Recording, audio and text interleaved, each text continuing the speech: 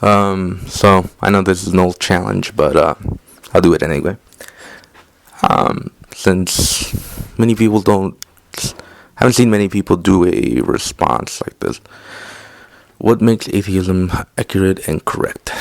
Well, it's kind of irrelevant because we're not asserting something. We're not asserting that God doesn't exist. Most atheists don't believe that. For the most part, a lot of atheists don't accept the God hypothesis. Now, the difference between atheist and theist is that atheist, if you actually present evidence, then we would be able to change your mind. Problem with theist is that they don't. Usually, what they say is that nothing will help them change their mind. But yeah, I mean, for me, yeah, I used to be a Christian, so who knows? But for me, at this point, if you're able to come up with evidence for a God, now accept it, and I'll believe it. Doesn't mean I worship him, but I'll believe it. And a lot of people have mentioned this. The Bionic Dance and I think it was the Barking Atheist that said it's something like this, in which they were presented with evidence. They would believe, but they wouldn't be worshippers, especially if you're talking about Yahweh. But really, that goes for any god, really, because they've all been shown to be petty. So, what is the evidence for atheism being accurate and correct? Well, for one thing, it's like I said, we're not asserting anything. We just merely don't believe that a God exists. But this is the little thing that gets overlooked, and especially for shock of God, because this also goes into the whole creationism thing. A lot of people know that Shock of God is a supporter of the Question Evolution campaign, and how they try to come up with bullshit about how evolution is not true and it's unproven. And they don't just want to, get rid of evolution, but they want to teach creationism. I always find that interesting. I always found that interesting about teaching creationism in school. But this also goes into the whole God question. And, Shock always tries to ask this question about proving atheism. Trying to prove that atheism is not accurate or correct. And he being dishonest and backhanded, and he tries to not just go over the idea of the existence of God, and this goes for many theists, well, specifically Christians. They never try to prove the existence of God. They always try to prove the existence of their God. And they don't want you to just merely believe in their God, but they also want you to worship him or her or whatever. Okay, Yahweh is obviously male, but that's really what they want to do. So they not only don't they dislike atheism, but they also want to go. They want to promote the religion. It's not just that they want to prove that a God is real. That's irrelevant to them. They don't care. Because if they actually discovered that God was real and it turned out to be Vishnu, they wouldn't be interested. They're not interested. And if anything, if they ever did find out individually, they would try to hide it. So with Shock and many of these conservapedia assholes, they try to put the two things together. They try to put that since you believe in a God, you automatically believe in my God. No, it doesn't really work that way. So Shock, well, he's proven to be a liar. So what is he trying to prove? and this is with Schock, is that at the same time he goes around and tries to promote question evolution. Now, I'm not a microbiologist or anything. I'm not a scientist, but the whole campaign is idiotic. I mean, creationism is not science, and they want to teach it in schools. But I'm gonna get real with you. I actually don't have a problem with teaching creationism in school, because what they always talk about is teach both sides, like teach the controversy, teach various theories of the origin of life and how life came to be. And if creationism is one of the things they're trying to put up, great. I love it. I absolutely love it. Here's what they should do. One of the things I want to bring up is the creation myth of Egypt, in which I forget who was the god who did it, but the way he created the universe was him jacking off like really strong. I mean, he must have came a lot, and after that ejaculation, the cum turns into the universe. I love it. We should teach that in school. Let's see. There's, I know, okay, that's an outdated religion. But so what? I mean, part of the thing is, though, that whether religion is inactive or not, it doesn't really matter. People did not stop believing in Zeus because they found evidence against Zeus. That never happened. I mean, the reason we stopped believing in Zeus is because we moved on. We moved on from that belief. And we moved on, to other religions. And now, they're just myths, literature, and all that. They're just entertainment. But it's not because Zeus was disproven or anything.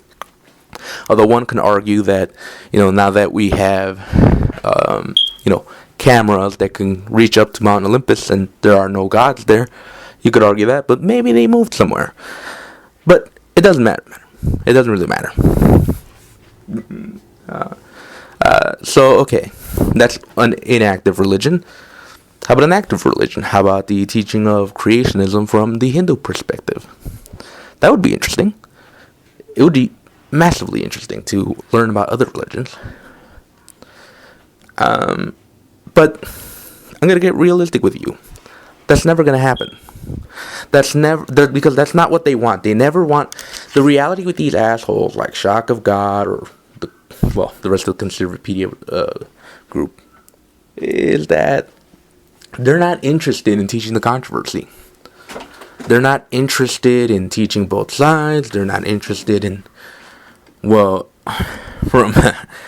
what we've heard from Texas recently, and I'll probably link Aaron Ra's video, him explaining that, about teaching all sides. That's even better, but they're not interested in that. What they want to do is teach creationism, not just creationism, their creationism, their story of biblical creationism. And, Conservapedia, if you've been there, and I bet a lot of you have, Conservapedia blatantly says that they want to teach biblical creation. And many people would say, Conservapedia is crazy and they should be, Conservapedia is a bunch of extremists. But here's the thing. Even though nobody really finds Conservapedia credible or anything like that, the problem with it is that it's very telling. It tells us what these people actually think. But I don't want to get into the whole Westboro Baptist Church thing. But this is what they want to do. And I know I'm getting a little distracted from Shock's question, but I can't really prove that atheism is accurate and correct, for the mere reason that I'm not asserting anything. I'm not asserting that there is no God. There possibly is a God. But it's very unlikely that it's Yahweh. It's very unlikely that it's your God, Shock. Because here's my problem.